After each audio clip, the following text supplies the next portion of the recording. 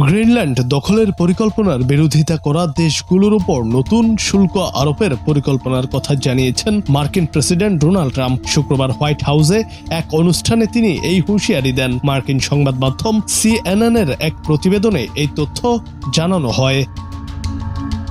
Trump কয়েক মাস ধরেই দাবি করে আসছেন, বিশ্বের সবচেয়ে বড় দ্বীপ গ্রিনল্যান্ড যুক্তরাষ্ট্রের নিয়ন্ত্রণে আসা উচিত। চলতি সপ্তাহের শুরুতে তিনি বলেন, এর চেয়ে কম কিছু গ্রহণযোগ্য নয়। ন্যাটোভুক্ত দেশ ডেনমার্কের আধা স্বায়ত্তশাসিত এই ভূখণ্ড যুক্তরাষ্ট্রের জাতীয় নিরাপত্তার জন্য অত্যন্ত গুরুত্বপূর্ণ এবং এটি ন্যাটো জোটের প্রতিরক্ষা শক্তিশালী করবে বলে দাবি করেন তিনি।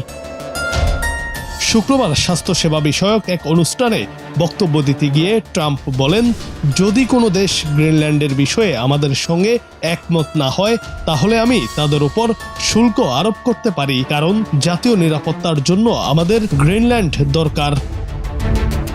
গ্রিনল্যান্ড ইস্যুতে এই প্রথমবার ট্রাম্প সরাসরি শুল্ক আরোপের হুমকি দিলেন। তবে কোন কোন দেশকে লক্ষ্য করা হবে বা কোন আইনি ক্ষমতার আওতায় শুল্ক বসানো হবে সেই বিষয়ে তিনি স্পষ্ট কিছু বলেননি।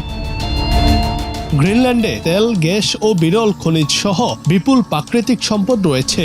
উত্তর আমেরিকা ও আর্কটিক অঞ্চলের মাঝামাঝি অবস্থানের কারণে ক্ষেপণাস্ত্র সতর্কতা ব্যবস্থা ও নৌযান নজরদারির জন্য দ্বীপটি কৌশলগতভাবে গুরুত্বপূর্ণ। তবে যুক্তরাষ্ট্রের গ্রিনল্যান্ড নিয়ন্ত্রণের পরিকল্পনার বিরোধিতা শুধু ডেনমার্ক ও গ্রিনল্যান্ডই নয়, আরও কয়েকটি দেশও করেছে। জুনায়েদ আহমেদ, বাংলা টিভি।